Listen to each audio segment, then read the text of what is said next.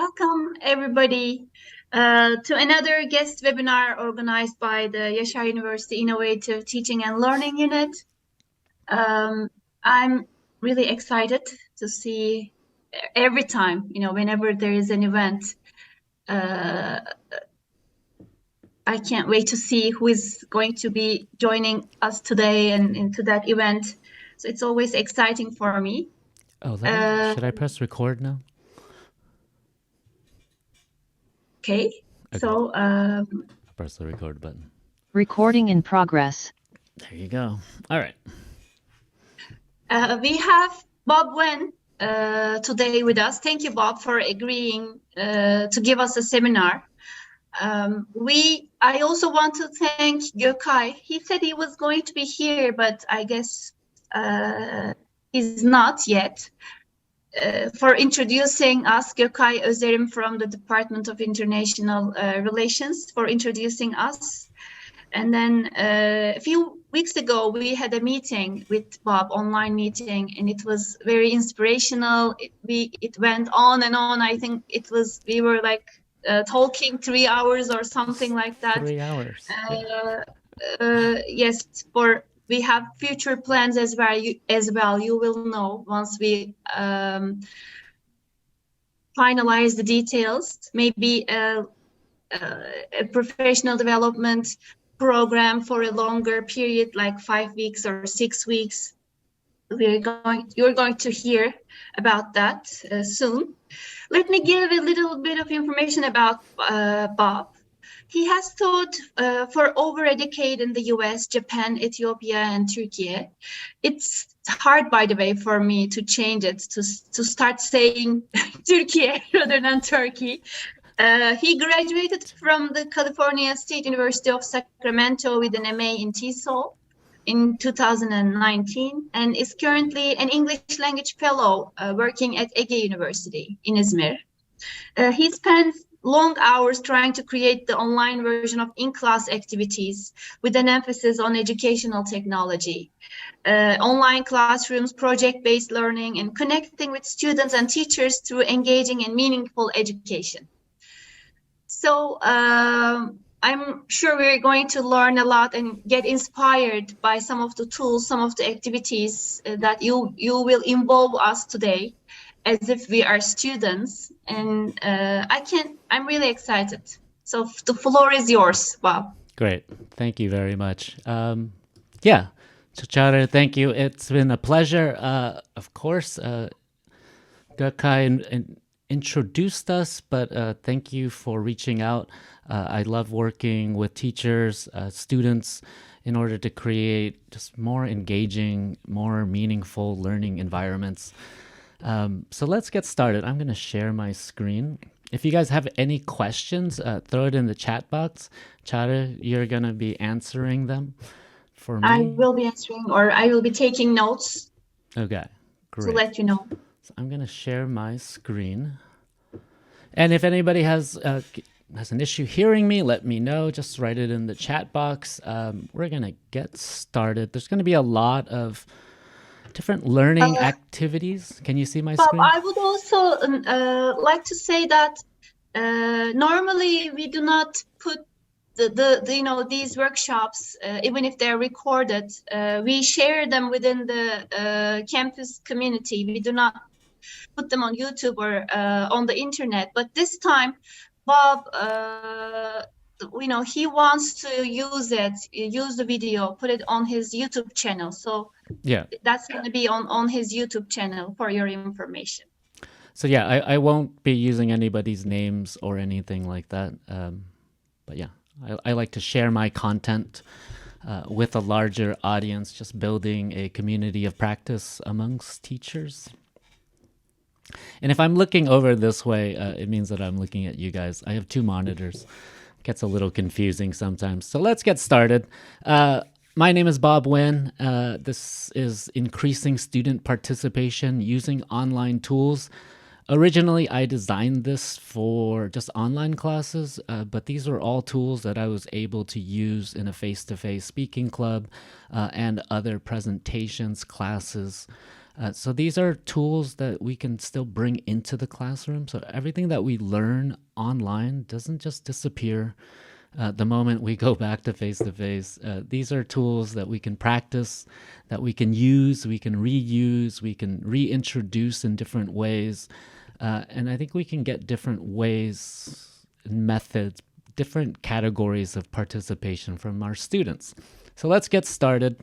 But before we begin, to make this a little bit more interactive, I made a Google Classroom. If you've ever used Google Classroom, I think it's wonderful. I think it's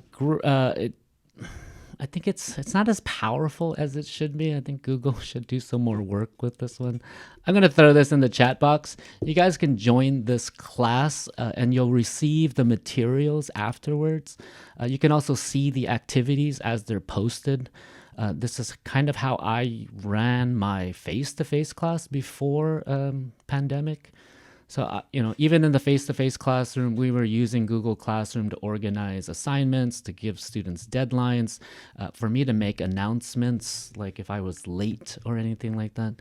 I think it works really well with students at my level because it works really well on a smartphone. And it also creates Google Docs and Google Slides individually for each student. So if you're joining, I will probably be able to see you. So go ahead, click on that. Use your Google account. You don't have to download anything right now if you're on your computer. But I think that's the link, right? Uh-oh. Wait, stop. I'm confused. Don't do that one. Do this one. This happens to me every time. This is what happens when you do multiple presentations. I think that one will work. I think you're gonna send us another link for the Google Classroom? Yeah, or is it the same link?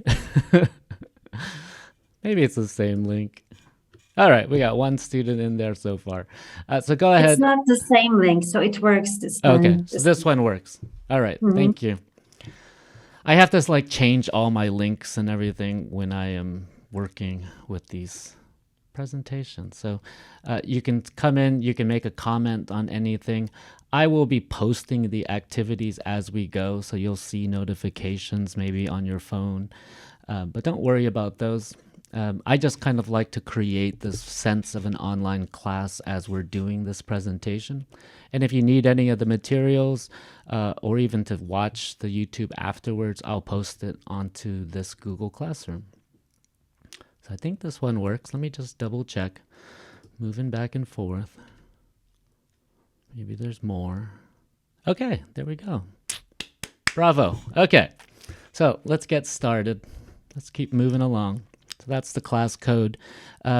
Even though I teach at Yaşar University, we have our Yaşar system, I still like to supplement it with something like Google Classroom. I don't think the students really check the LMS that the school is using, and they're really responsive to the Google Classroom. I'm actually able to reply quickly to any questions that they have about little short assignments that I give weekly. They're ungraded, but the students don't know that for some reason. I think there's a sense of urgency, a sense of incentivizing students when you can give them feedback. All right, so here's the consent of photographic image and audio. So I just have to put this. I work for the U.S. State Department through the RELO program, the Regional English Language Office, and I am an English language fellow currently working in Turkey. I'll tell you more about that later.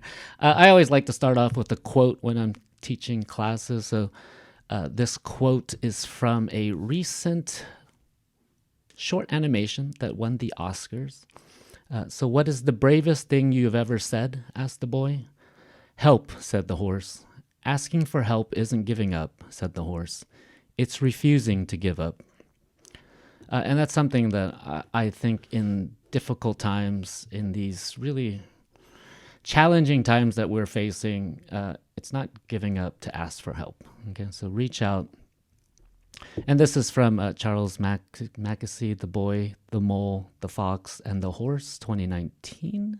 That's the book. The movie came out in 2022, short animation. So check it out. It won the Oscar. So something I used in a class with my students as well. It's beautifully animated. Check it out. I think it's on Apple TV though. All right. So yeah, thanks for coming. We'll learn by doing today. So there's going to be a lot of interactive activities. So if you're able to just join in, participate, I would love that. And also, something I always say to teachers, to students too, if you believe the following, I'm not good at technology, I would like you to add the words yet at the end. Okay. It's kind of like a powerful mindfulness activity. So I'm not good at technology yet. And you can add that. You can tell your students when they say, I'm not good at speaking English, I'm not good at writing, just tell them to put yet. Okay. It kind of removes this finality, kind of changes students' mindsets. So just add yet to everything they say. It's the easiest thing you can do in the English language. And let's begin with my self-introduction. So this is how I introduce myself to audiences. Sometimes it takes a long time. Sometimes, I don't know. I think it's powerful. So let's look at my silent introduction. I'm not going to talk during this. I'm just going to go through some slides. If you have a piece of paper or any other note-taking apparatus, device, take that out. If you use your smartphone, if you have, I don't know, a chalkboard laying next to you. Watch the presentation carefully, okay? Write down words that you see about me, about Bob.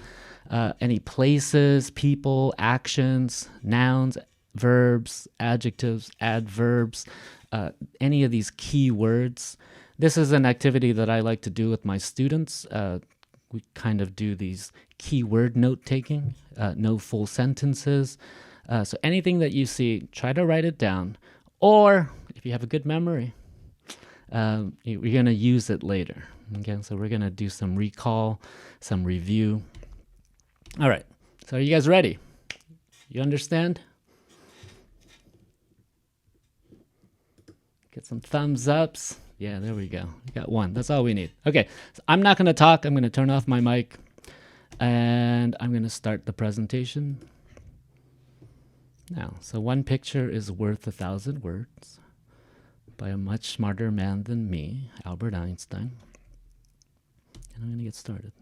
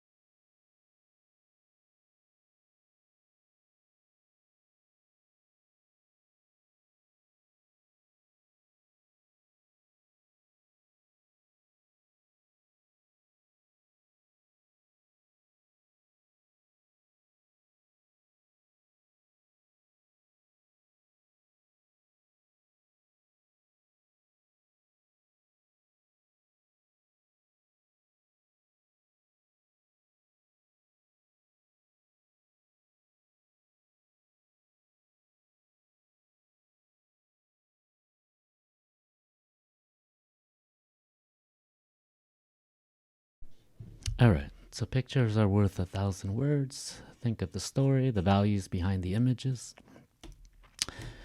And so you've written down some words or you have some in your memory. Yes, the Google Classroom code is in the chat. So if you need that, just go to Google Classroom, add that code. So yeah, do you have a lot of words? We're going to do a Mentimeter word cloud. Okay.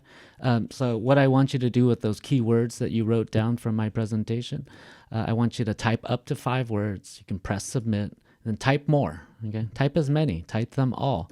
I'm going to send this link in the chat box. So you can click on that. And you can just type one word at a time and just keep going. I don't know. What word would I put? I'm not going to write any words. Press submit. You can do this multiple times and we'll take a look. So I usually don't show the word cloud that we're looking at until I'll maybe peek at it, but I kind of don't like students to see words. I like words getting bigger as more students write the same words. Yeah, so any of the words that you have written down that you can remember, even if it's just something that you saw on there, write them into this Mentimeter. This is something that you can use in the classroom with students using smartphones. You can obviously use this in the online classroom. But I think it's a great little vocabulary building activity. It's a great note-taking. You can kind of summarize videos using something like this. I've done this in other classes where students' keywords became kind of our summary. Just by looking at the words, students are able to kind of recreate the meaning of the video. So I'm going to go back. Let's kind of check in. Let's see those words as they pop up. I'm going to try. Oh, look at all of those. They're coming. Okay. I don't want you to get any ideas from them. Just keep writing or keep typing as many words as you remember, any images that you saw, places, people, events.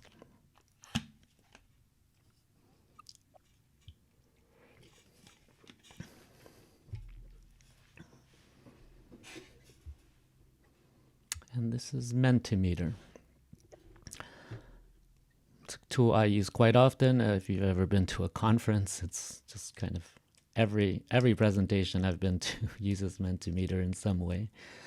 And it's free. You just can only get 2 slides at a time, but I think that's enough. I actually only use 1 slide and I just use multiple Mentimeters. That way I don't have to move the presentation slide. So let's look at this. Wow, see, it keeps growing. And you can see somebody knows the Tohoku earthquake. Great. Sacramento, Vietnam pops up there. Anaheim, okay, my hometown. I see Peace Corps. Ethiopia, Adana, military, right? And that military, the soldiers, you know, talking about war in Vietnam, the Vietnamese War, the American War, whatever side you look up on. Yeah. And as you keep adding, I see UCI. And you can kind of look at this. If you just stop and you look at this, you can see what the presentation was about. You can see the kind of story that unfolds. And you start using your own memory to kind of put back into place these pieces. Addis Ababa, somebody wrote that's the capital of Ethiopia. It says brother, pandemic, right? So had the mask on. And sometimes I like to have students reconstruct like a timeline using a Padlet or any kind of tool where they can place times and dates and events. So you can start doing sequencing, things like that. You can ask students when this happened, what happened after this. A lot of times I'll ask students to tell me what happens, like, you know, anything that they remember. But I think Mentimeter is a great way to be able to save this. I reuse the PDFs in class and out, you know, I just share this with students so that students that weren't there, did not attend or miss some things, they can still get like the same.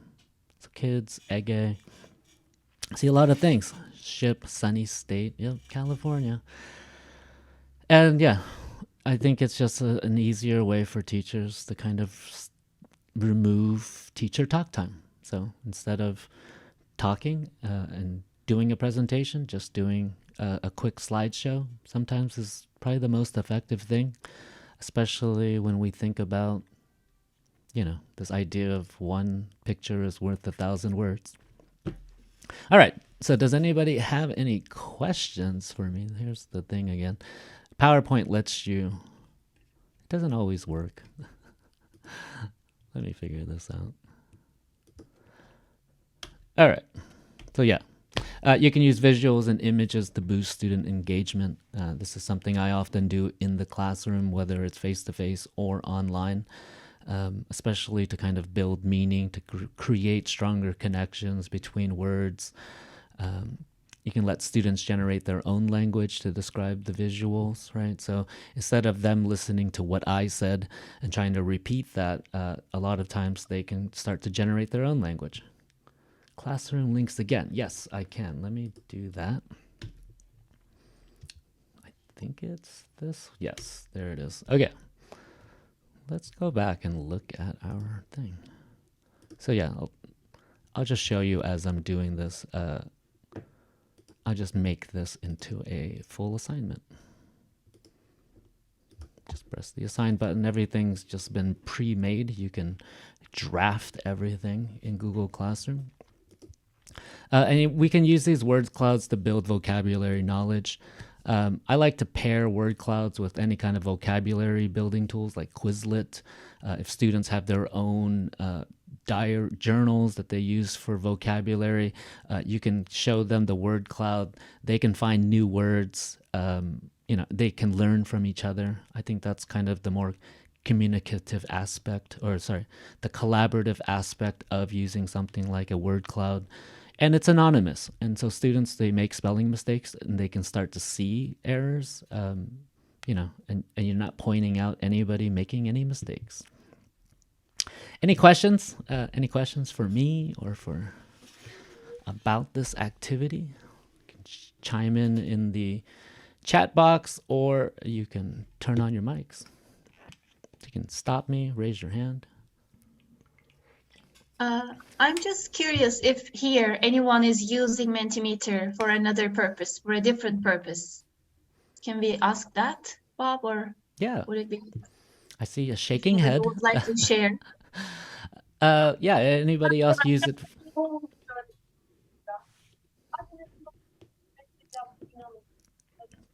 Pardon? Are you? I think that's audio. I'm gonna press mute. Sorry. Unintentional, I think. Yeah. Sevgi, what about you? How do you use it? Mentimeter, or any other tool like this? Can you hear me? Yeah. Okay. I use Mentimeter. I especially use it for the word cloud. And also I sometimes have to choose between three or four other ideas that can show up like a diagram or something. So I do it. Okay, so like a diagram, they can choose between things. Yeah, I mean, I've used it for a ranking activity from the textbook yesterday. Yeah, rankings. You can have, I think it was in the textbook for writing class. It was like how 10 different things about why life expectancy is higher. So I just wanted to ask and see what the students thought. And a lot of them put vaccines up there. So it's nice to see. All right. Anybody else use Mentimeter? What was the one that you were telling me about, Chowder? There was another one similar. Slide something. Slido. Okay. Slido, yes. I tried it. Yeah, it's a little bit more robust. It's not as pretty. I like how the colors in Mentimeter really kind of pop and let you really see, differentiate these words and things like that. And yeah, you can save these. You can save these as PDFs that you share with your students. I take screenshots and I just put it back into presentation so that students after the class can see what we did, or I share it on the Google Classroom, which I can do probably later. I'll do that right now. All right, let's move on. Burkay Hoca raised his hand. Yeah. Just a very quick question, Bob. Of course. Hi, Burkay. We've written all these keywords and you shoved them together, right? What is your impression about it? I mean, it seems that many people wrote the names of the places. I mean, can we make let's say, an interpretation of this?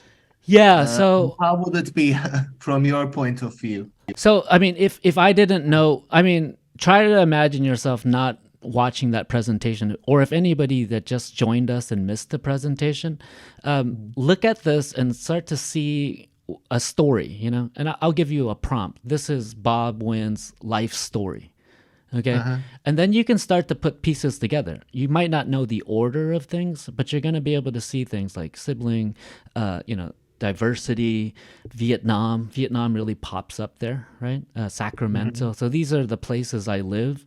So you can start to process this idea into a story, into a narrative, into a timeline, you know? And I think that's kind of when you start to ask students when they remember something, you know? And I think that's how you build these connections in memory. Instead of like using full sentences, instead of them writing a summary, have them look at words and try to remember what that word meant in that video. Let me try to find an example. I have some from I don't even know how to press. Let me see what I can do here. Let me try to find an example I was doing with the speaking club. We watched a video. So just bear with me for a second. Which one? Let's talk about travel. This is usually great, when they read something to get their first impressions. I like to use word cloud and the other speech bubbles whenever I want to get anonymous thoughts or any kind of entry opinions, whenever I want to do brainstorming. Yeah. It's going to be hard for me to find an example right now, but when I was teaching at Çukurova University in the ELT department, I had students do this. They had to watch a 5-minute like science movie or video from Vox. And what they did was they had to just take keyword notes. And once they did that, they took those words and had to create a concept map. And so they just took those keywords and started connecting them with arrows, with concepts, ideas, arrows with words. And I could start to see, let me open this. I'm going to just show you guys because I think it's really cool.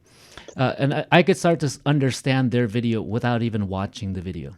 And I think for me, it's one form of note-taking. It's a very visual form of note-taking. It kind of moves away from doing Cornell notes and things like that. Let me show you let's do a very complicated example. No. Give me 1 second. The midterm. Here we go. Okay. So this is a student's work. And the video is about why Jakarta is sinking. And this student, I'll just share it with you guys. Don't steal it. Put it in that chat box. So you can open this. This is Miro. And what the student ended up doing was using images, these keywords that they wrote down. It doesn't have to be from a word cloud. That word cloud is just a one form of representation, right? And the representation that word clouds do is by, amount. How many times somebody writes something, that word gets bigger, right? So everything on the periphery is maybe something somebody wrote once, but the things that start popping up in the middle, when you ask students about, how they feel about online education or something like that. Let's see what I did I just wanted to ask my students, how do you feel about online education? And this was the result. It's a little small. I wish they would make this bigger, but difficult, applied, productive, confused, tiring, bloodthirsty. I don't know what that means. Cause laziness. And so, yeah, you could, don't add anything, anybody. Sorry, I should stop you guys from adding. But you can start to see this feeling of students, right? There's this mixed feeling between tiring, good. Somebody said productive, and that pops up kind of in the middle, right? It makes it bigger. So that's one representation of how we can show words. The one that I just showed you is kind of a more visual, like a leading, showing Jakarta, being able to move around, seeing what citizens have to deal with, concrete surface, aquifers. You can start to get an impression, just like if you looked at someone's notes after they watched a lecture, you can start to get an impression of what they get.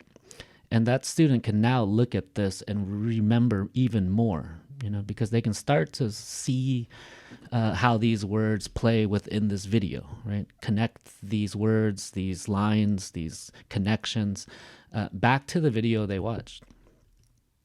Yeah, that's great. All right. I probably have to move on, but great question, Burkai. Thank you. And we'll come back to more. I have tons of examples, but unfortunately, I didn't put all the examples in this presentation because this would be a 3-hour presentation, right, Chowder? So I'm just going to do a quick quizzes. If you guys ever use quizzes, I like it a lot better than Kahoot, especially because Kahoot now gives you only 10 participants. But the thing I like about quizzes, so let's see what you guys remember. Okay, I'm going to start this.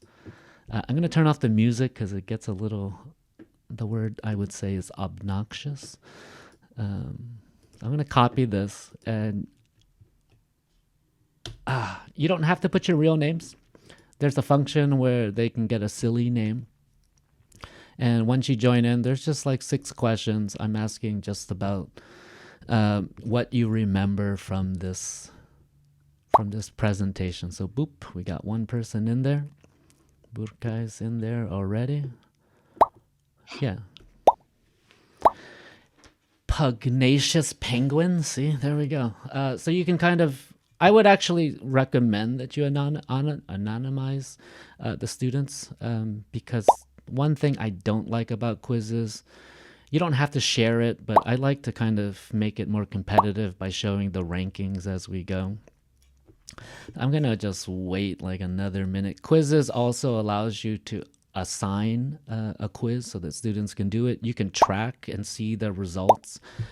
So oftentimes I would make quizzes in my class, and depending on the grammar point, if the students scored like around 70 to 80% total, then I knew that they were doing well. And then there were other times that the students were under 50%, and I said, okay, I need to go back in. We need to work on the present perfect a lot more. We got some weird icons, Lily. Okay, I'm gonna just press the start button so we can move. It's gonna be quick. There's only 6 questions, but after watching a video or a presentation, doing a recall activity, it's proven to be the best way to have students learn. And you can do this in the class and outside the classroom, online or face-to-face. Go. Turning off the music. Or just turning it down really low. I need some music. I sometimes just play my own music. This is the one thing. So you can start to see the accuracy, right? So how well students were paying attention. This is not to prove any of your intelligence or anything like that. But going quickly, practicing these skills. And what I like about it is that this works to be... I should stop talking.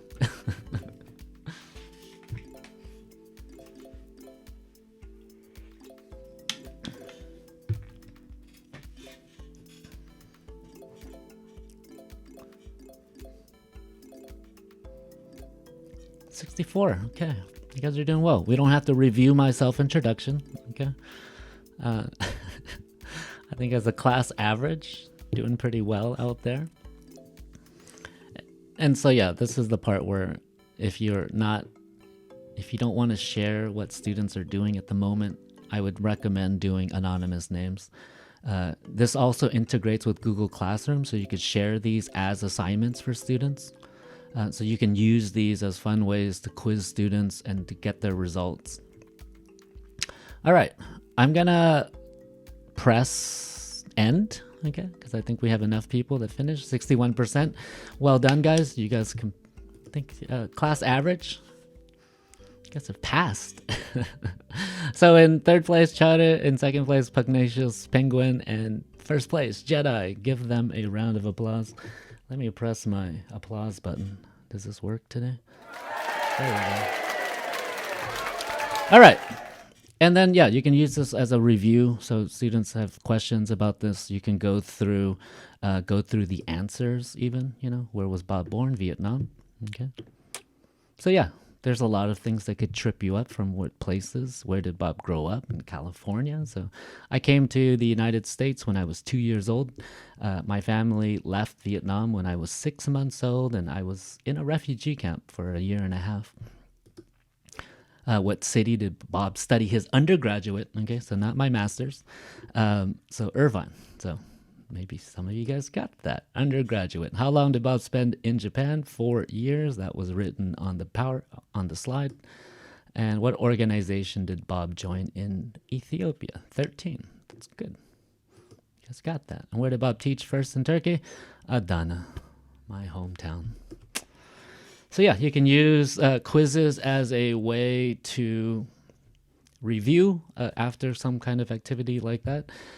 What I love about it really, though, is that I can assign this now as an assignment. So I can assign this for homework. I can press the assign button. You can share it from Google Classroom. I think I already made one, so let's... Oh, quiz. No, quiz type of... I guess I didn't make one. I can make one later. I guess I can just press the Google Classroom button as well. Oh, it's not linked. Manage Classroom. Yeah, I'll do this later. Bob, would it be, I don't know, would it take too long for you to show us how you go to quizzes and how you start creating a quiz, like very quickly? Yeah, so quizzes... Because it's very easy normally, and there are tutorials on YouTube. We did a workshop on this before. Yeah, I think it's very easy, and you can duplicate. The free version only gives you fill in the blank and multiple choice. To me, that's enough. That's the basics of assessment. But you can write in your questions. You can add a picture. So I don't know. Give me a question. Cognitive load. Who was the main character in, I don't know, a book? I don't know. In Harry Potter. No, just kidding. Who was the main character in... I don't know, Star Wars. Let's do Star Wars, because I'm a nerd. Luke Skywalker. Han Solo. Leia. And D2? Is that it? I don't know. And so, yeah, you choose the correct one, and then you can save that question. You can duplicate this if you have a same format. Yeah, so I like to do these with kind of just grammar form-based things sometimes, so that students are just choosing the correct one. And the nice thing about this is that you get to see the students' results, and you get to see which questions they're making mistakes on. I use a lot of informal assessments in my classroom, formative assessments to kind of just check on students. They love playing this, and I like it because it requires that it gives them all a chance to answer the question. Okay, they get more points if they go fast, but you're still giving a student an opportunity to be able to answer. So instead of asking students to raise their hands in the class, you can turn one of the pages in your textbook, the questions, if there's a multiple choice section, just, type it out into quizzes. For me, anything that I make, if we use the textbook again, I can reuse. Even if I don't reuse that textbook, it's still, a worthwhile thing. Do you know how many characters it lets, can we ask long questions? Because that was an obstacle on Kahoot, for instance. You couldn't really, so it goes on and on. Okay, so it's good. I'm trying. So that means we can ask sophisticated questions as well. Or Yeah, like my sophisticated question. Yeah. Yeah, I mean, you can go forever. I mean, and obviously, I don't think I would change the time so that they would have more than 30 seconds. And somebody mentioned that the paid is only, it's not. So let me copy this link. Because I think if you press this as an assignment now, then you could do it by yourself. So nobody will be in this. It'll just be me. I'm going to leave the sound effects on. So yeah, I could just play this game by myself. So you don't need the paid version to do this. How long did Bob? I don't remember. No, just kidding. So yeah, you can assign this. They'll play it by themselves. It's fine, right? It's practice. And one of the things I like to do in classes, with grammar or anything like that, is to reassign something a couple weeks later, right? That spaced repetition, practicing, not just, that first time. Yeah, still better than the average Kahoot coursebook question. I agree. But I think the nice thing about quizzes is that you get data, and you get data from the students. Even the results from that quiz, you can see which students are having issues with this part and not this part. If you design these quizzes, with inference questions or different things like that, you can start to see where your students are having issues. I don't know if you can export it to an Excel and run like some data crunching on it, but who knows? So yeah, that's quizzes. I like to use that in my classroom. You can use that face-to-face or online, right? You can use it in a hybrid class, so that both students inside the class and outside the class can still participate in the same way. So all of these activities I'm showing you can actually work in a hybrid class. All right. So you can see students' results. You can assign for practice and review. It integrates with Google Classroom. I don't think you need the paid account for those things. It's only for the different question types. But yeah, I talked a lot about myself. Thank you for listening. I think we have to move quicker, okay? So we're going to go into something called a success board, something I like to use using Google Slides. Sometimes I like to use other tools like you can do this on Padlet, of course. You can do this on other tools. But I just wanted to demonstrate how a Google Slides could be effective in a class. And I'll show you an example of something we're doing in the class right now. So I want you to think about yourself and think about some of your successes this week. It could be something small. It's like turning a complaint into a gratitude. So think about some success that you had this week so far. I know it's only Wednesday. Still more time for success. We're going to go to this Google Slides. I'm going to share your success. Okay, so I want you to grab one of these Post-it notes that I made. You can make your own. You can add a star if you want. And I want you to write your response. You can add a picture. Be creative. If you have like a picture of something from this week. So yes, I opened the right one. Nice. You guys are editors. I'm going to throw this in the chat. And then get in there, grab one of these things. You can change the color if you'd like, and write something that was successful for you. You can also add an image if you ever want to just add a picture of something. What happened to me this week? I guess I'm going to Adana. I mean, that's like, I got approval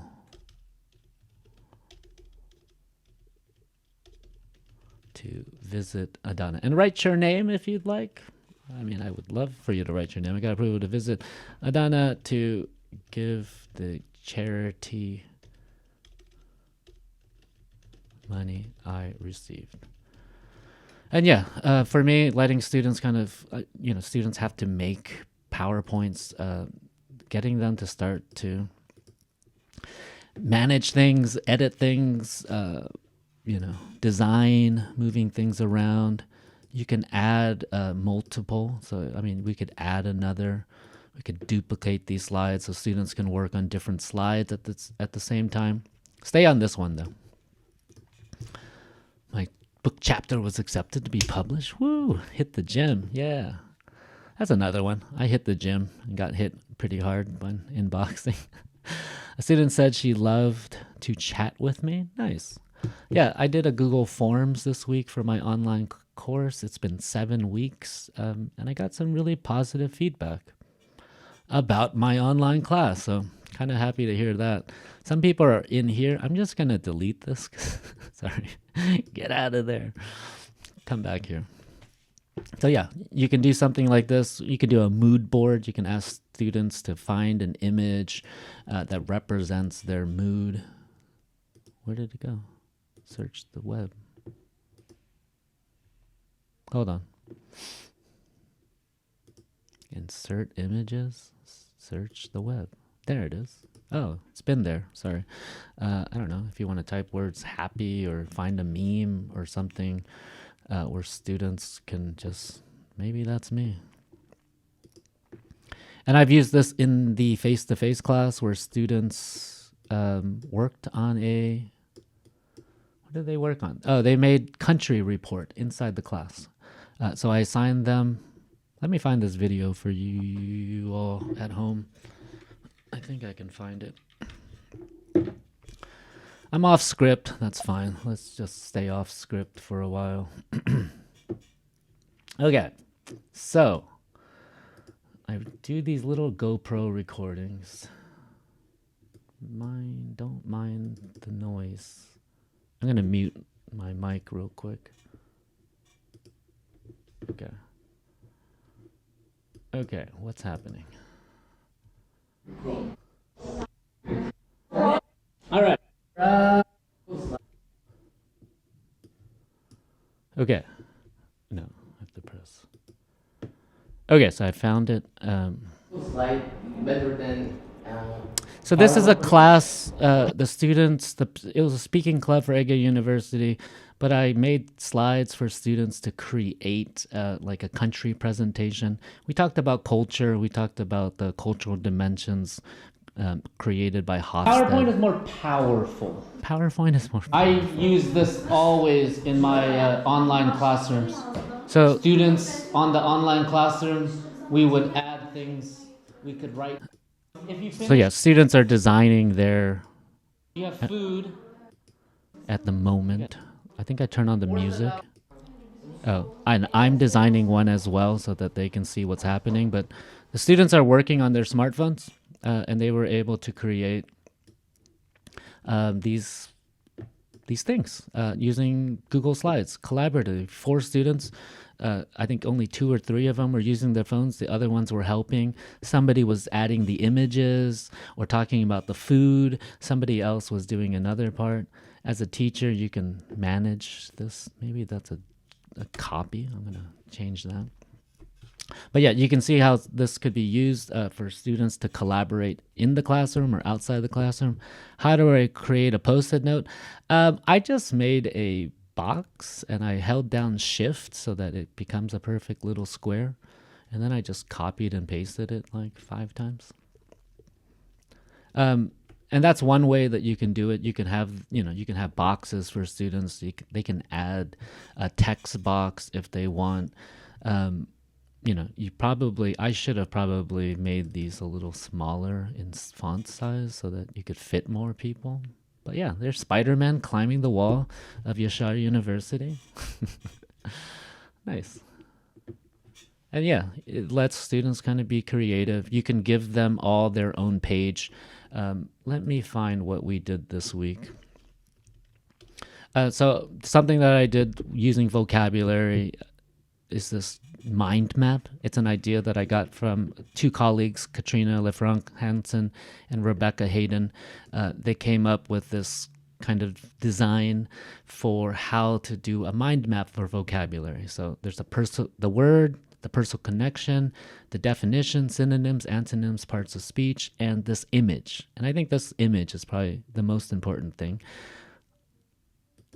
I guess, let me share it with you. You guys are here. You can steal it. Good teachers steal. And I think this one was one of the best that a student made, palpitation, which is a difficult word. But, connecting it to drinking cups of coffee, right? That's great. I'm not going to let you guys edit anything here, but you can see this for yourself. You can go through. The students did 2 in the assignment. I just copied and pasted them from their assignments into this big kind of gallery walk one, right? And this picture for me really just like hits it, When I think of the word palpitation now, I can see this image within this. Gargantuan, she thinks about the galaxy when she does this.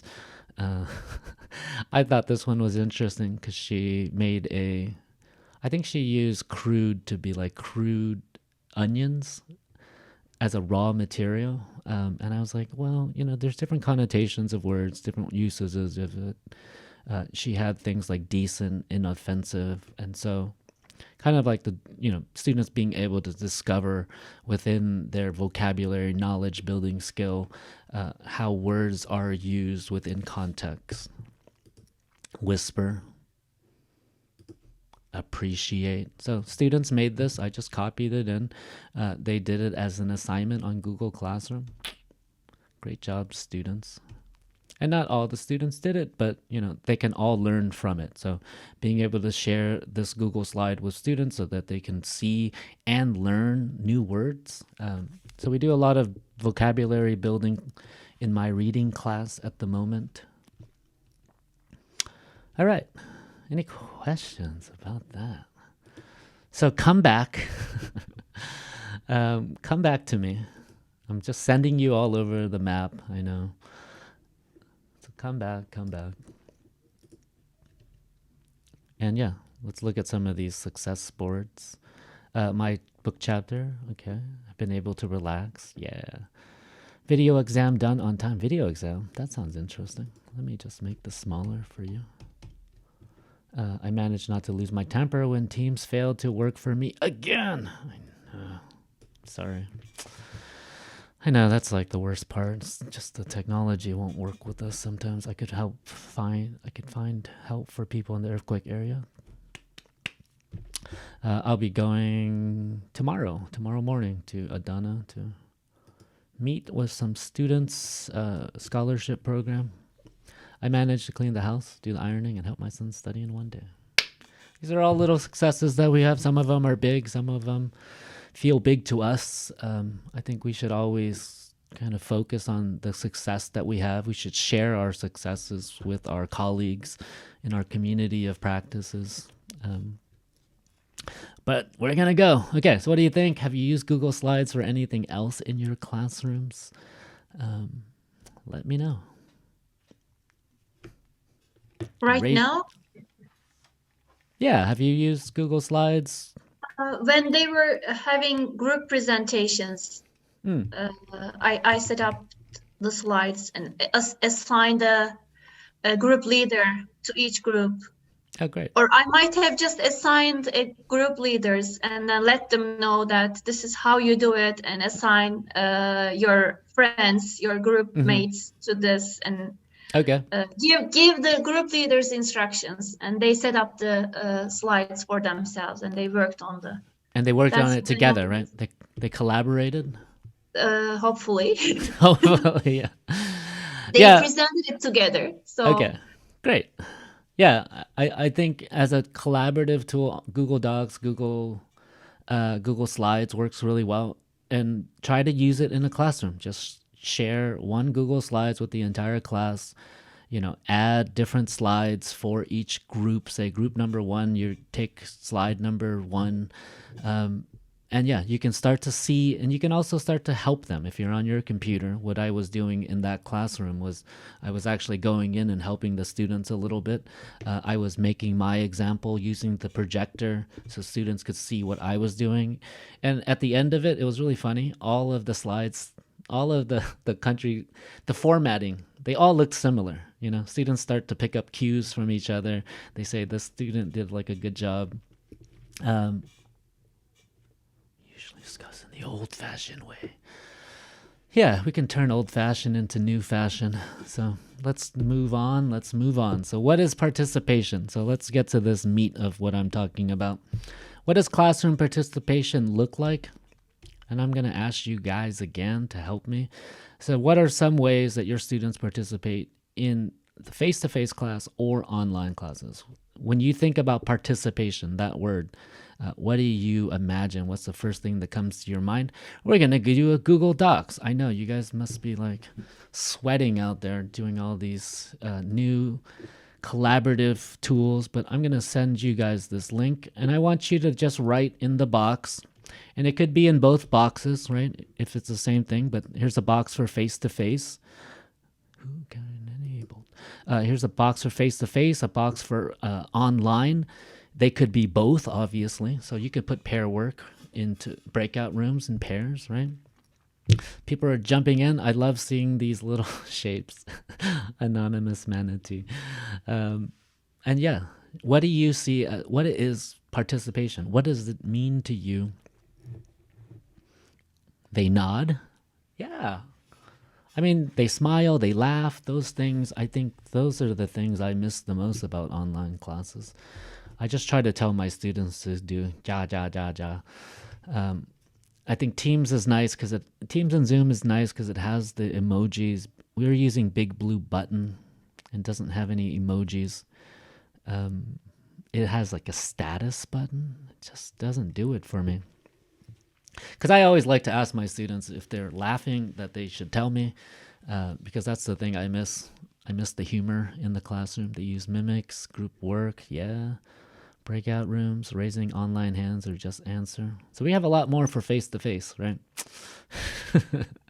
Again, the breakout rooms, digital presentations, yes. Chat box, waterfall technique. Everyone writes a story they choose. Oh, nice. Okay. But yeah, we can get chat box interactions. I guess you can get a nod in the online class if the student turns on their camera and goes, and then turns off their camera. that could do it.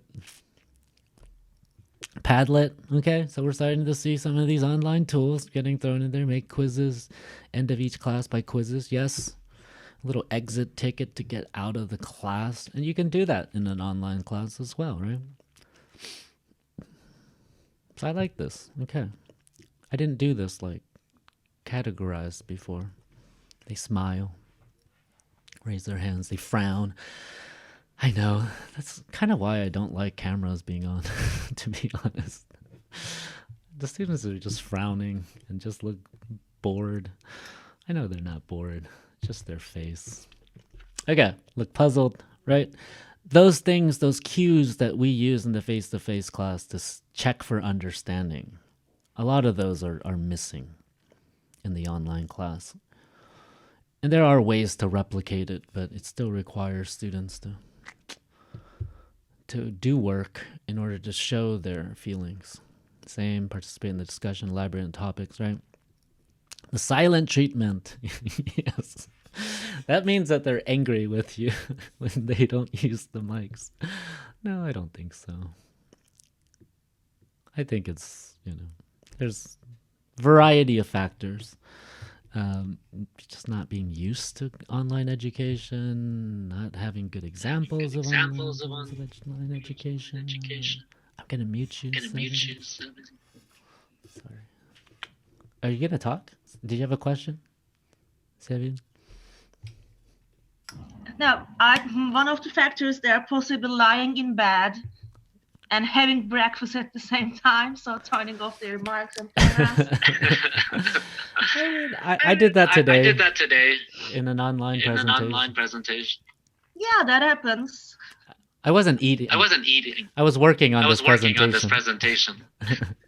I think actually eating, drinking, I don't know, traveling at home, anything is possible and okay for me as long as you just say something.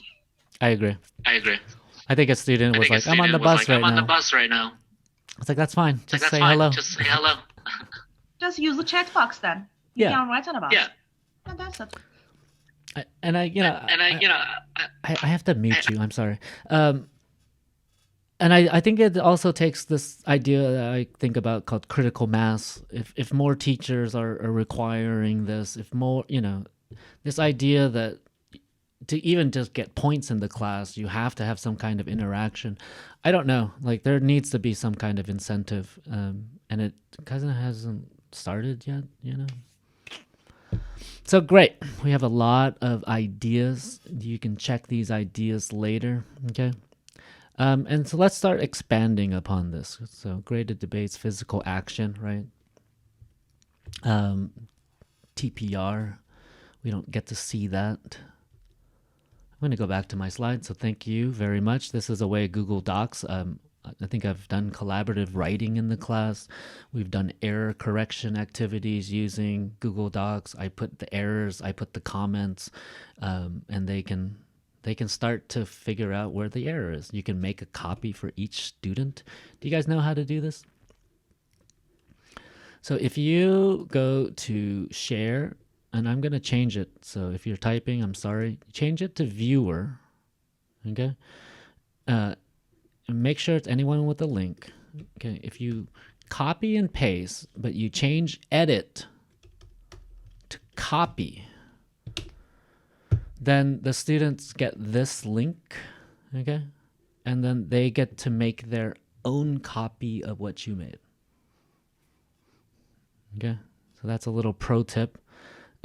So what I did again was I changed the edit part. After you share as a viewer, you can't share as an editor. I don't know why, but share as a viewer and then change that to copy. And then you'll be received with this screen. The students can press make a copy. It'll save it into their own Google account. They can start working on things. Same applies for Google Slides as well. So if you want to make a template first and share it with students, you can definitely do that. I usually download it myself and share it with them on Moodle, or if it is Word sharing. If it's a Word, right?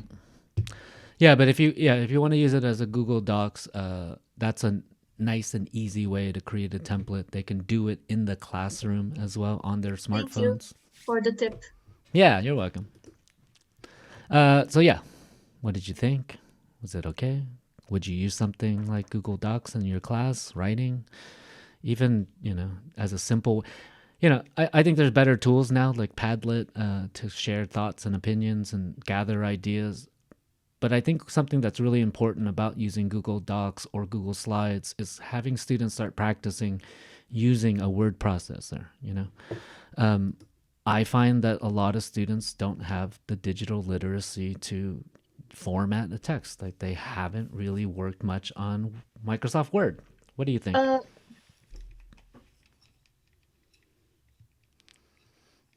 Can you say it again, Bob? So I think there's other tools that can do this activity pretty well, like Padlet. If you ask them, you put 2 categories. But I think one of the things that we as teachers need to start, expecting from our students is to be able to use a word processor like Microsoft Word or Google Docs, which is very similar. So a lot of my writing assignments, I have them write it in a Google Docs. They answer the question, they write a paragraph about their feelings about something. And a lot of it is for them to start building up, using the formatting, Times New Roman 12, 1-inch margins, so that they start getting familiar with that task. So when they have to write their essay, they're not completely lost. So I like to use Google Docs, sometimes, especially if I want to share the document later on, download it and share it with, and it is easy, right?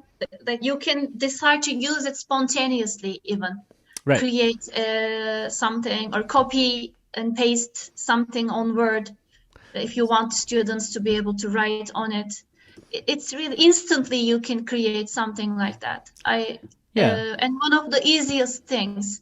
But if they are all in front of their computers, it's easy. But I'm just thinking, for it would be hard to include the students who are physically in class, right? They wouldn't be able to write from their cell phones, smartphones. They can.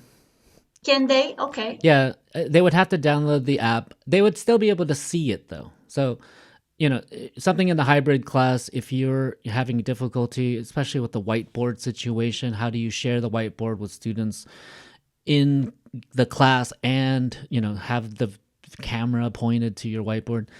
I think something like this, where you're just writing out your ideas and you're sharing it on your screen to your students and the projector, I think you start to get more of, the ability to share your thoughts, write out instructions so students understand. AI, Copilot will revolutionize process, making these steps way easier. Yes. All right. Bye, Nilüfer. Yeah. And there's other tools, obviously. There's Jamboard. There's, somebody mentioned that. There's Mural. We'll talk about that in a second if I can ever get to it. Let's go. Okay, we have to move. Have you used Google Docs in your online class? Try it out. Just, if you've never done this before, do it. Just have fun. Break something. It's not going to break. So let's look at some categories of participation. So there's passive participation. There's active participation. That's what we want our students to be at. There's cooperative participation. There's critical participation. And there's reflective participation. Okay, and passive participation is something that happens in the classroom often with teachers talking, and for me, it can be an active process, right? Students are taking notes, they're remembering. There's that part where there is zero participation. Maybe I should have added that, when they're on their smartphones, texting their friends. There's active participation, and this is engaging in any way, answering questions, talking, doing the activity. It could be a hands-on thing. We have cooperative participation, working in pairs or groups. Okay, helps build understanding. They apply their information. And critical. Okay, we get to this point where we start analyzing, question making, arguments, debates. Right, this is when we start analyzing, evaluating, and then we have reflective participation. This is when we ask our students to share any of their thoughts or their feelings about like the activities that they're doing, making connections, things like that. So start to think about these categories. We're going to do a little activity real quickly. Let's look at some of the categories that we have for participation: passive, active, cooperative, critical, reflective. Okay, and so what trend do you see emerging when you look at this list?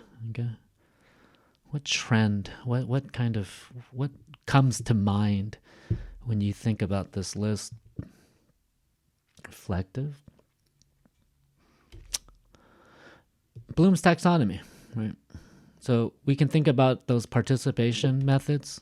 Passive is remembering, is taking these notes, building on our knowledge, understanding, applying. We start to get into the active area, as well as cooperative, right? And once we go to the evaluate, analyze area, it's critical, right? We're starting to use critical participation, critical thinking, critical participation, right? Our reflective is starting to get into the evaluate zone. And what about the top? What's the create? Somebody in another presentation said nirvana. Yeah, and this is when we start to do our assessments, right? Formative or summative, anything where they create something out of that.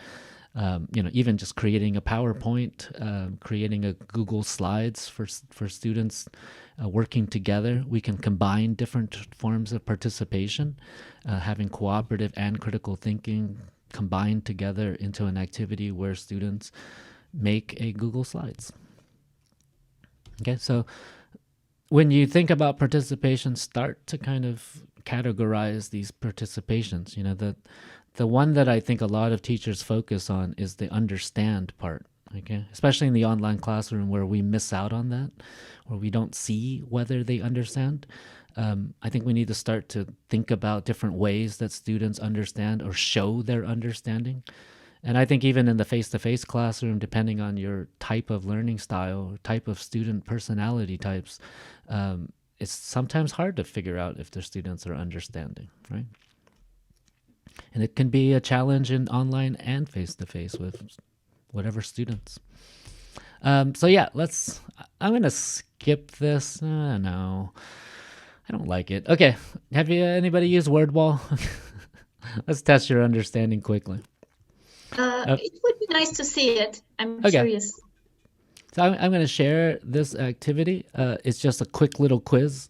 I use WordWall a lot to replace those moments in the online class where I have to ask the student, what's the answer for number 1? You can go ahead. You can choose what box. You can just drag and drop which box these go into. So joining a breakout room to create a presentation, what kind of participation do we have? I'm not testing your intelligence. I'm just testing the tools. So yeah, go ahead, do that. And when you're done, press submit. You can press the leaderboard, type your name so all students can see. I think for me, even if it's the face-to-face class, I think one of the beautiful things I like about the online classroom is that every student has an opportunity to answer, to get it right, to get it wrong, and then to get feedback on this. And the cool thing about WordWall is there's instant feedback, right? So if the student does the questions from the book and they wait for you in the class, on the online class, to give you the answers, it's just so much time in between the time that they actually answered these questions. So joining a breakout room to create a presentation, what is that? Scream it out, throw it in the chat box. Critical? No. Cooperative. Giving feedback about previous lessons. Reflective. Playing games and doing the worksheets in class. Again, active. Creating a counter argument to a statement. And passive, right? Listening to students. So I press submit. It goes ding, ding, ding, ding, ding, ding, ding. It gives me the feedback immediately. So I use this in the classroom, face-to-face or online. And for me, it's not that I want my students to be on their screens all the time. It's that every student has an opportunity to answer the questions and see their results. Okay, and whether or not they get it right, that's not the point. Somebody, other people, yeah. You start to get to see the times. I don't like to make everything a competition, but I'd like to see if students do these activities. And so, yeah, you can create these. There's lots of different templates. I have a paid account because it allows me to have unlimited activities. But let's look at some of my activities. What did I do? These are some, synonym practices from Lars Longman Academic Reading Strategies, reading series. And yeah, I just copied this from the book. There's a reading passage, and underneath each line there was a word that was a synonym. So I just took that part. I didn't write the entire sentence out. You can change them easily to a find the match activity. And if you start, the question or the word will pop up and you choose which word it is. Caught, acquired. Yeah. No. Anyways, let's not humiliate myself. There's different ways that you can play this. I've also used this as a wheel. There's a wheel function that you can have it randomly choose something. And I think what I did is a random wheel for verbs, and the students had to do charades or something like that in the class. So WordWall, you can check it out. I think the unpaid is pretty limited. You can have like 3 or 4 WordWall activities at a time. The other ones you have to archive. But this one has worked well for me to replace anything from the textbook that I can either gamify or use as a way for all students. Okay. And let's get to that before I ask you anything. So why use WordWall? Yeah, I've moved away from calling on students. I'd rather have all the students do the work. And I'd rather give them the opportunity on their own, at their own pace, to be able to answer questions Some of our students don't do well with pressure. That's fine. That's not a learning style that suits them. But I think the fact that when one person raises their hand and answers, then the other, 29 students didn't have an opportunity to, have that. So I always want you to think about that because this lady, Daphne. This is kind of simple question that I, as an Oh, sorry. Did it start from the beginning? This is kind of simple question that I, as an instructor, might ask in class. But when I ask that kind of a question in class, 80% of the students are still scribbling the last thing I said. 15% are zoned out on Facebook. And then there's the smarty pants in the front row who blurts out the answer before anyone else has had a chance to think about it. And I, as the instructor, am terribly gratified that somebody actually knew the answer. And so the lecture moves on before really most of the students have even noticed that a question had been asked. Here, every single student has to engage with the material. This is Daphne Kohler. She's the founder, one of the co-founders of Coursera. And I think this was from like 2004, so much before the pandemic. Just kind of gives the best case scenario for how online education can help, not always talking about the social interaction parts of it, but I think about how students can self-pace within an online classroom. I apply that to my own classroom. So if we do a Padlet in class and only 5 students do it, well, by the end of the week, I have about 15. So I think of that as still as is participating. Okay, it's a delayed participation. It's a participation that allows students, as one student said in her comments in the Google Forms, she said it allowed her to thoroughly research before answering. And to me, I think that's the ideal that I want to see in my students when they're participating, is thoroughly being able to research and to give a good answer, right? I think there are times where we want quick answers, I think tests and assessments that do that are testing our stress levels sometimes more than more than they're assessing our knowledge and our critical thinking skills.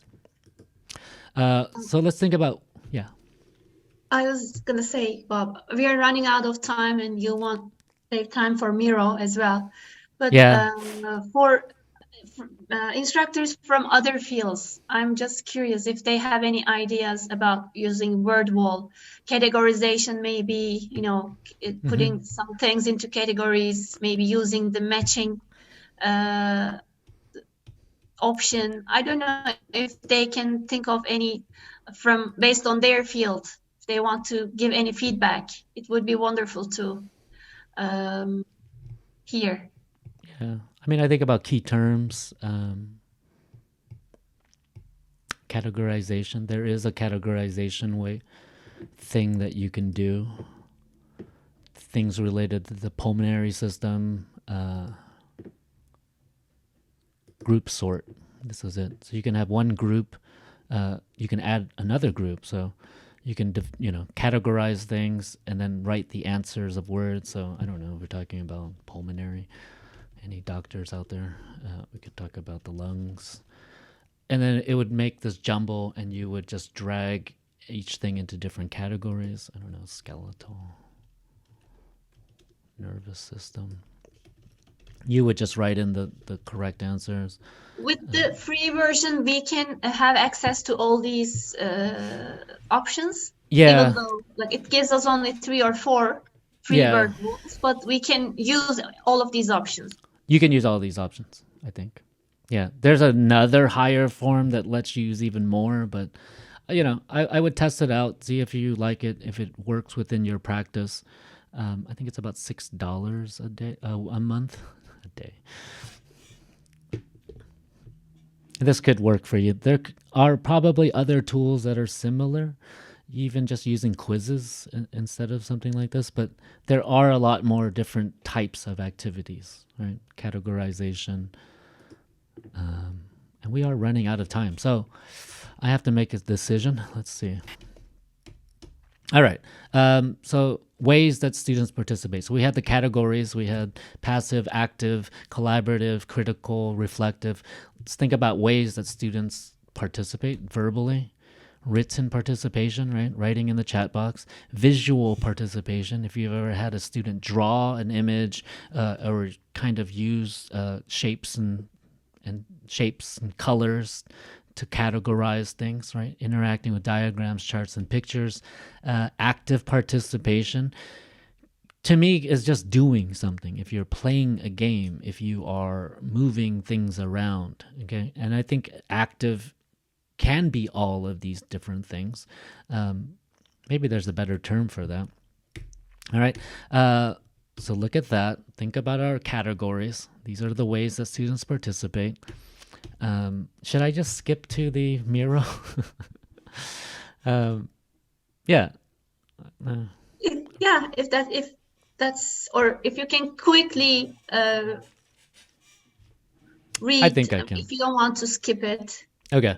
So yeah, what are some purposes of participation? So we also want to start thinking about why we want students to participate, right? I don't think it's just enough for the head nods and the frowns, but why? To demonstrate understanding and clarify, right? Those are when those confused looks come in handy. But yeah, we can use participation to develop critical thinking skills, to promote teamwork and collaboration, develop communication skills out of all of that, especially in the English language, and to encourage active and deliberate learning. Okay. So, I think the things that trouble us teachers in the online classes is that the kind of participations that we ultimately want from our students only, and how can we move towards the higher end of Bloom's taxonomy to have them critically think, and how can we do that in a way, I think that matches their skills, their abilities, their talents, and their interests. All right, and finally, to create a positive classroom environment. And that's something I think that is hard for the online classroom. I think that there are ways to do that, especially using some kind of Padlet where students share their successes. You start to kind of see each other's personalities. I had one where the students wrote a Padlet about the things that they couldn't live without. So you start to get an understanding of students, of each other, because they don't know each other. They haven't met each other, unfortunately. All right, I'm going to skip this Padlet. But what I wanted you to do was come up with different activities that we could put into the passive, active, cooperative, critical, and reflective. So you had talked about in the Google Docs, you'd come up with all these different activities or different forms of participation, remember? I wanted you to start to categorize these things, okay? We're not going to have time for that, but anything with breakout rooms or group work, right, that would be a cooperative. I think any of these things, they nod, they mimic, they raise their hand, or they frown, they look puzzled. These are just kind of in the basic, the understanding part, right? But I'm going to quickly show you guys Miro. And yeah, so before we do that, though, I want you to consider the students, okay? How do we measure student participation, okay? If a student is sitting there and not raising their hand, are they participating? Is there understanding? How do we measure students' understanding? And I think we do have to really think about different learning styles that are engaged by different types of participation, different categories of it. Some students might be more attuned to something more visual. And I, since the pandemic, I think I've really really focused on this idea of like introverted students may benefit from quieter, more reflective classrooms with more time to think. Okay, so some of our students, a lot of my students that are doing well in my online class, they really like online class. It suits their style, and they're giving me feedback about that. They're able to watch the videos, rewatch the videos at their own pace, at their own time, and they really appreciate that the videos are well made so that they can actually do that. Okay, So this is what we're going to do quickly in 4 minutes. We're going to evaluate and create a chart that helps us create online activities. So think about those examples, those ideas. We didn't do it in the Padlet, but we're going to expand our categories further. So we're going to start to take the categories and the ways that students do it. I want you to think about different ways of participation, how they can be used in the classroom, online, face-to-face, after class activities as well, because not everything happens in the classroom. I'm going to open up this Miro. I'm going to share this with you. So this is Miro. It's one of my favorite tools that I use. I'm going to end that for all. And I put all my presentation notes in here. We're going to come out to here. I'm going to share this link with you. And before I press the share button, you guys can edit on this. This is what we're going to do. So similar to our Google Slides, you have your Post-it notes. What I want you to do is come up with something that has verbal and active, okay? A written and cooperative task, something like an essay writing. Something visual and critical, if you can think of that, something active and reflective, right? We know reflective writing, right? But do we have interviews with students? And even to imagine what community building is, okay? So I'm going to send you this link now.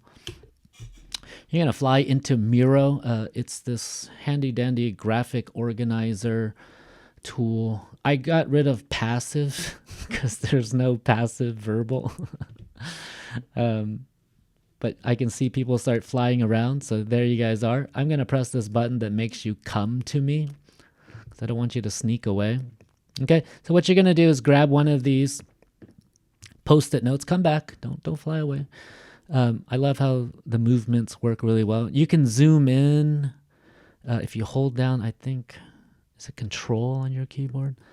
You can zoom in, you can zoom out. It's a very fluid experience, okay? I'm going to write something for cooperative, okay? So like group, I don't know, paragraph, summary, summary writing activity, okay? It's a little small, but one of the things I like about it is space doesn't matter. I mean, this is how much room we have. You can be looking at your screen, and students have the same view, right? You can have your own view of this board. You can also destroy many things. So I'm going to block that person from you should lock everything when you're using. There's an ability to lock everything. I forgot to lock that one. So debates, critical, active, okay? What kind of debate? Would it be a verbal debate? I can just copy and paste it. I'm going to put it in both, okay? So yeah, as an instructor, as the educator, you can be facilitating, just kind of going through. If you're doing this in the classroom, this could be projected on the board. Students might be able to do this on their smartphones. They have to download the app, but I've had students doing this and just flying around. Students can still do this in the class, in their online class, and you can just share with them something. So I often use this to show the textbook that I'm using, and I can actually write onto the textbook. I just copy it in as a screenshot, and then I'm able to kind of interact with it and save all of these. And I can show you an example of kind of how I run my reading class. Movie analysis, nice. Okay, so reflecting on maybe the movie, about how it made you feel, any connections you might have had with this movie, verbal discussion, right?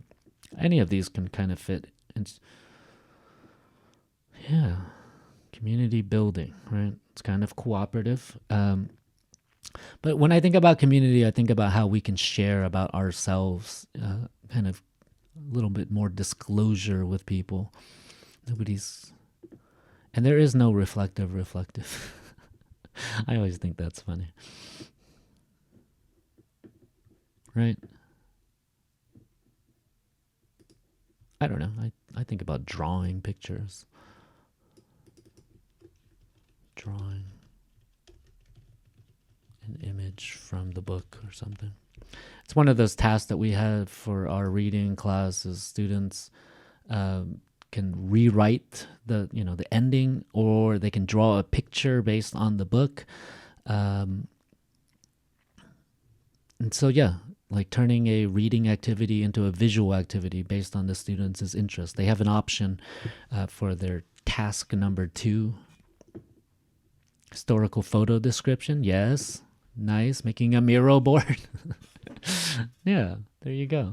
And you can use Miro as a writing tool as well.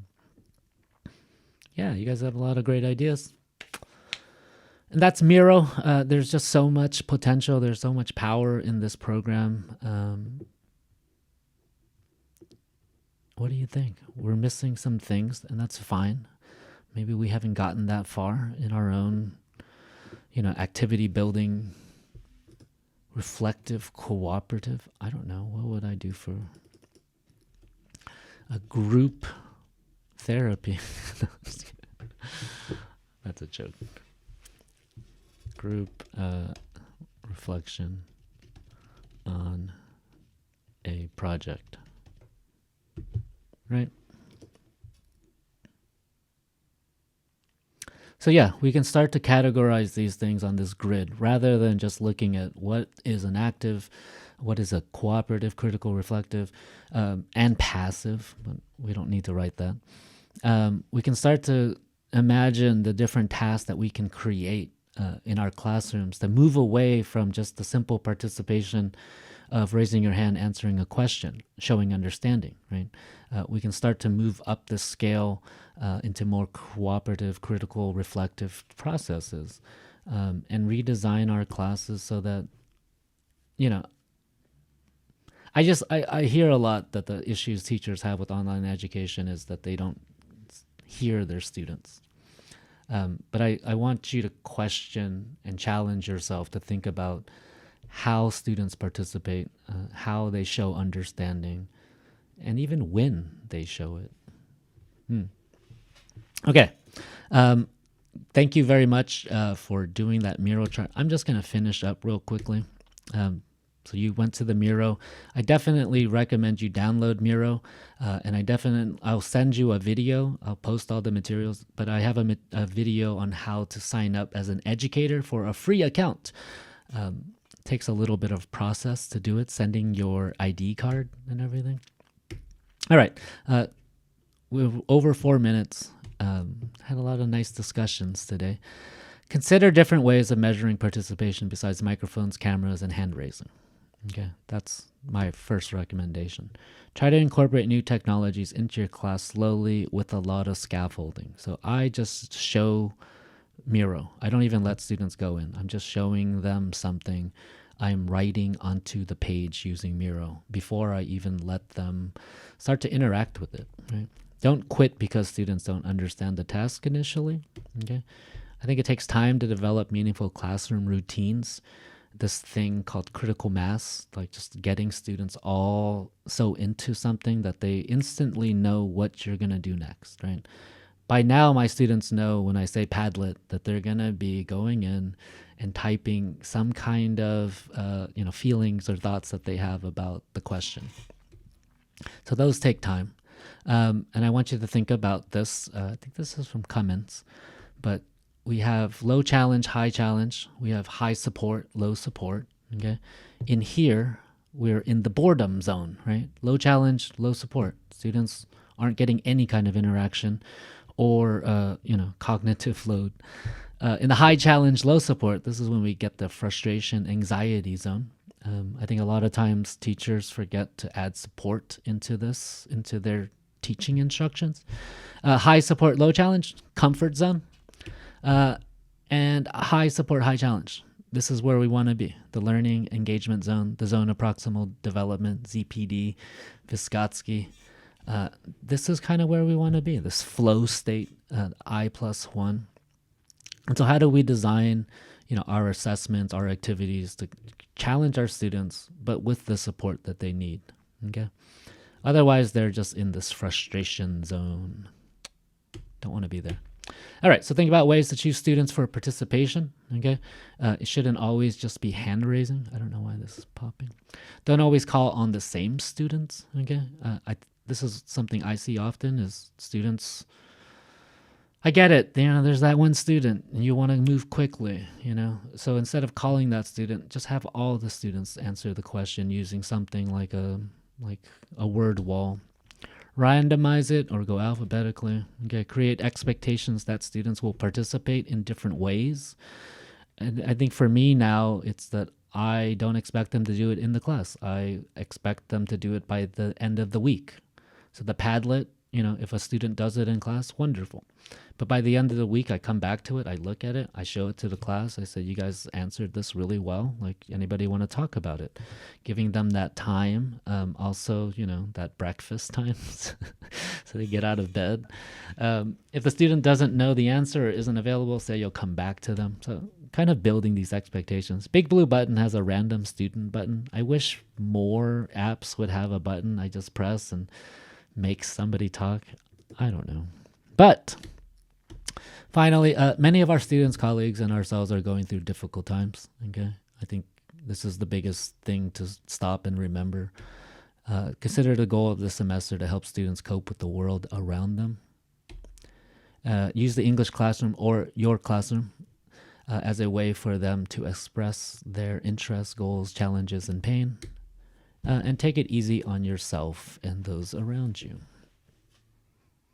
And so, I want to thank you very much for your participation. I had a really wonderful time. There was great discussions, lots of nice questions.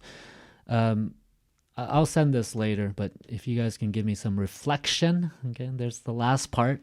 I don't know if you noticed, but we've done all of the Bloom's taxonomy within today's presentation. So we moved up the scale, and the end of it was the reflection. I wish I could make you create something. I'm just going to send this link. What I want you to do is write one thing you learned and something you want to learn more about. I'm going to put this in here in the chat.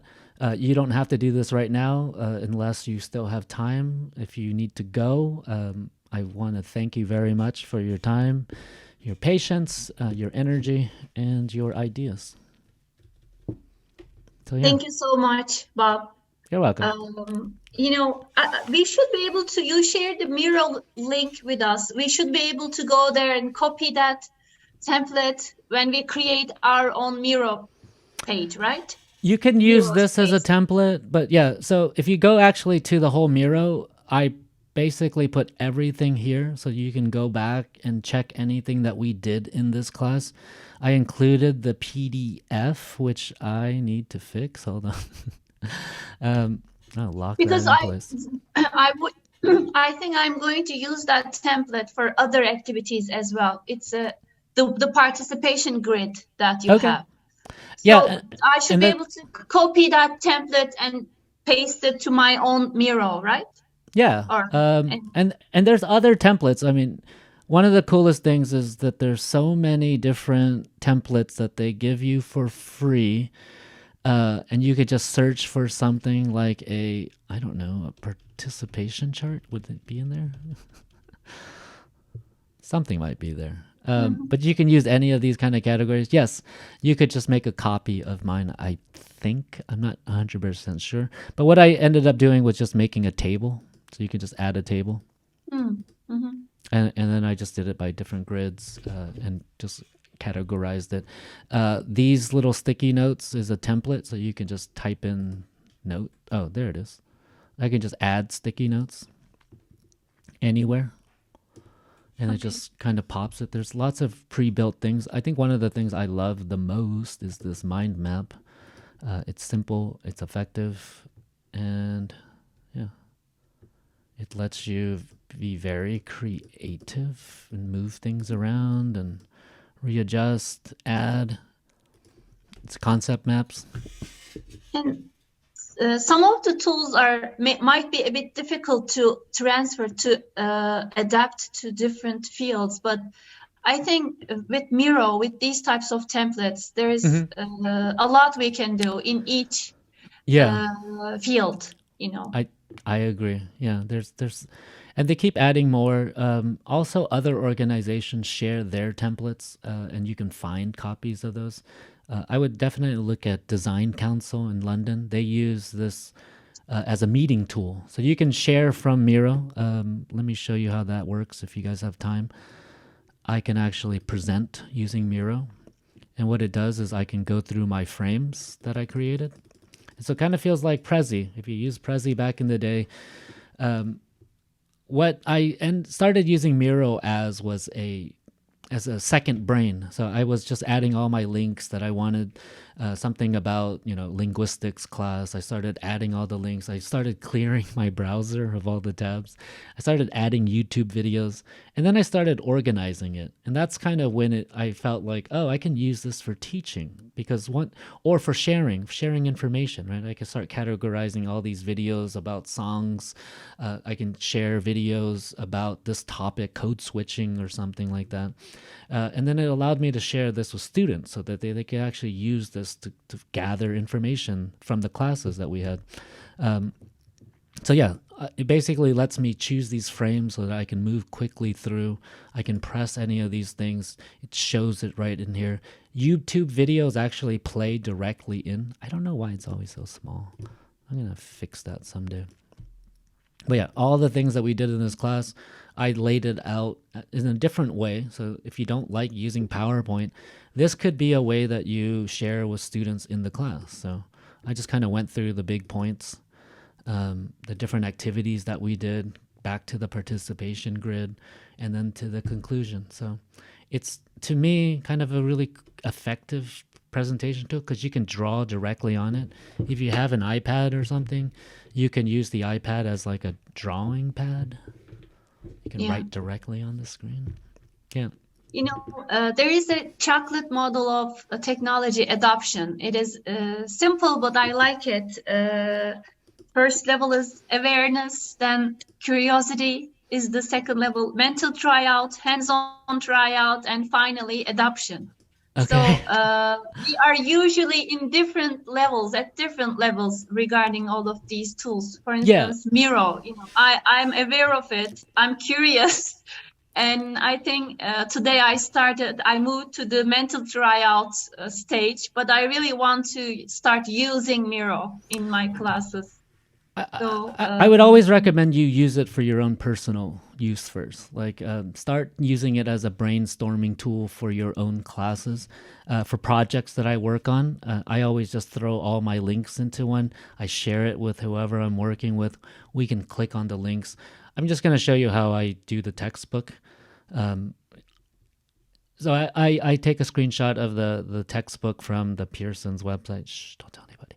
And I start adding links. I can draw directly onto this using my mouse, or if you have an iPad, you can actually draw using, if you have a stylus or something.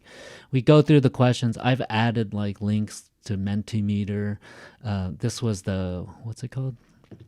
This was the one that asked about ranking, so students could rank their top source of why there's higher life expectancy. Where'd it go? Dang it. I lost it. Oh, there it is. Sorry. And yeah, for me, I can share this with students and then they can still see the answers, any notes that I took. I can add videos. So this was about the Hippocratic Oath. You can watch the videos directly in here. The sound's not going to play for some reason, but it normally would on my computer.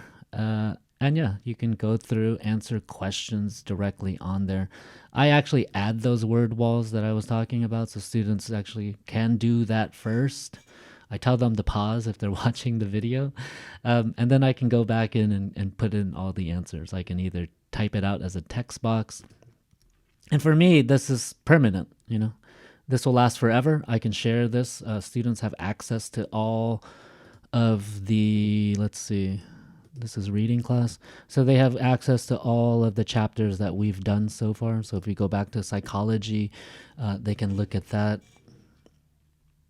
And that's just kind of how I like to use the textbook in the class. Kind of make you can hide frames. So I put the answers here. If you open it, then you can show students the answers as you go. I've been doing this for 3-4 years with this. I've also added, what did I add? Oh, I've added myself reading these texts. So if the students wants to read, but also listen to like a model of reading, a read aloud. I don't think the audio is going to work inside Miro for some reason. But the audio would work normally. I have to do something. Yeah, so lots of different uses. I would challenge you to I would ask you first to start with your own, maybe even as a presentation tool before you start to kind of let students collaborate. Because there's a lot of what's it called, quirks. The biggest one being you should lock everything. And there's a lock button. And you can press it so only you can unlock it. And students can't drag it around. So just have to be careful about those things. Excuse me. All right. I think I am done. I need to. Thank you so much. You're welcome. Thank you, everyone. Still staying around. I hope they will fill out, participants give you some feedback. Yeah. Share their reflections on Mentimeter link that you shared. I think so. We'll check. Okay. So thanks, everybody. I am going At some point, we had 29 participants, but I think people came and, they had to go for a class. Maybe we had newcomers. Altogether, I feel that we had at least 35 people who participated. Got a lot of thank you messages. Great. Yeah, and if anybody sticking around and still has any questions, I guess I'm still here. Thank you in the chat. again. Thank you, Bob. You're welcome. Thank you. Bye. Bye. Bye.